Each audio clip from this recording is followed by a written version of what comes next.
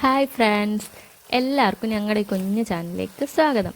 വളരെ രുചികരമായ ഒരു കോളിഫ്ലവർ 65 വീട്ടിലുണ്ടാക്കിയാലോ? ഫ്രൈഡ് റൈസ്, പൊറോട്ട, നെയ്ച്ചോറ് എന്നിവേൻ്റെ കൂടെ നല്ല കോമ്പിനേഷൻ കൂടിയാണ്. എങ്കിൽ നമുക്ക് പെട്ടെന്ന് തന്നെ വീഡിയോയിലേക്ക് പോകാം. ആദ്യം കോളിഫ്ലവർ വൃത്തിയാക്കിയ ശേഷം നുറുക്കിയെടുക്കുക. അത് പാത്രത്തിലേക്ക് വെള്ളമൊഴിച്ച് നന്നായി തിളപ്പിക്കുക. തിളയ്ക്കുമ്പോൾ ഉപ്പിട്ട് കൊടുക്കാവുന്നതാണ്. വെള്ളം തിളച്ചതിന് ശേഷം അരിഞ്ഞു വെച്ചിരിക്കുന്ന കോളിഫ്ലവർ ഇട്ട ശേഷം നന്നായി മിക്സ് ചെയ്ത് കൊടുക്കുക. നന്നായി മിക്സ് ചെയ്തതിന് ശേഷം ഒരു മൂടി കൊണ്ട് അടച്ച് ഫ്ലെയിം ഓഫാക്കി കൊടുക്കാവുന്നതാണ്. ഇനി ഒരു ബൗൾ എടുത്ത് അതിലേക്ക് 2 സ്പൂൺ മൈദ, 1.5 സ്പൂൺ കോൺഫ്ലവർ, ആവശ്യത്തിന് ഉപ്പ് എന്നിവ ഇട്ട ശേഷം അരമുറി നാരങ്ങ നീര് കൂടി പിഴിഞ്ഞൊഴിക്കാവുന്നതാണ്. ഇനി വെള്ളമൊഴിച്ച് ഒരു ബാറ്ററാക്കി മാറ്റുക. വെള്ളത്തിൽ നിന്നും കോളിഫ്ലവർ അരിച്ചു മാറ്റി ഒരു പാത്രത്തിലേക്ക് മാറ്റുക. ശേഷം ഇത് നമുക്ക് ബാറ്ററിലേക്കിട്ട് മിക്സ് ചെയ്ത് എടുക്കാവുന്നതാണ്. ഇനി നമുക്ക് ഒരു പാൻ അടുപ്പത്ത് വെച്ച് ഫ്ലെയിം ഓൺ ആക്കിയ ശേഷം ഓയിൽ ഒഴിച്ച് കൊടുക്കുക. കോളിഫ്ലവർ മുങ്ങിക്കിടക്കാവുന്ന അത്രയും ഓയിൽ ഒഴിച്ച് കൊടുക്കാവുന്നതാണ്.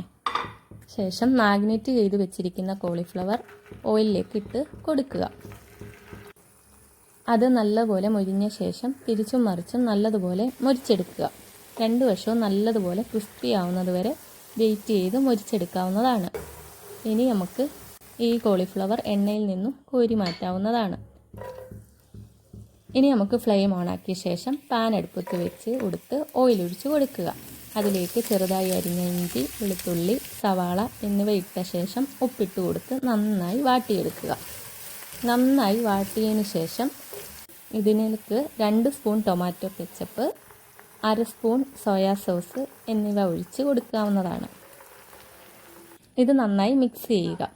ശേഷം 2 സ്പൂൺ കോൺഫ്ലവർ എടുത്ത ശേഷം അതിലേക്ക് അല്പം വെള്ളം ഒഴിച്ച് കൊടുക്കുക. നന്നായി മിക്സ് ചെയ്ത ശേഷം ഈ ബാറ്റർ പാനിലേക്ക് ഒഴിച്ച് കൊടുക്കാവുന്നതാണ്. ഇത് നന്നായി മിക്സ് ചെയ്തതിന് ശേഷം തിളയ്ക്കുമ്പോൾ ഈ കോളിഫ്ലവർ ഇട്ട് കൊടുക്കുക.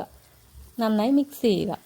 ശേഷം ഇതിലേക്ക് 1/4 സ്പൂൺ പഞ്ചസാര, 2 പച്ചമുളക് അരിഞ്ഞത്, അല്പം മല്ലിയില, പിന്നെ ഗാർണിഷിങ്ങിനായി അല്പം വെളുത്ത എള്ളും കൂടി ആഡ് ചെയ്യാവുന്നതാണ്.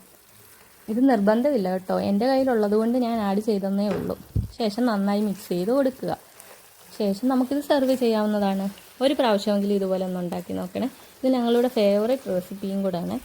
വീഡിയോ കാണുന്ന എല്ലാ കൂട്ടുകാരും ചാനലൊന്ന് സബ്സ്ക്രൈബ് ചെയ്ത് ഞങ്ങളെ സപ്പോർട്ട് ചെയ്യണേ, ലൈക്ക് ചെയ്യണേ. ഇപ്പോൾ ഞങ്ങൾക്ക് 62 ഫ്രണ്ട്സ് സപ്പോർട്ട് ചെയ്തിട്ടുണ്ട്. സപ്പോർട്ട് ചെയ്ത എല്ലാ ഫ്രണ്ട്സിനും നന്ദി അറിയിച്ചു കൊള്ളുന്നു. വീണ്ടും നിങ്ങളുടെ സപ്പോർട്ട് ഞങ്ങൾ പ്രതീക്ഷിക്കുന്നുണ്ട്. Thank you.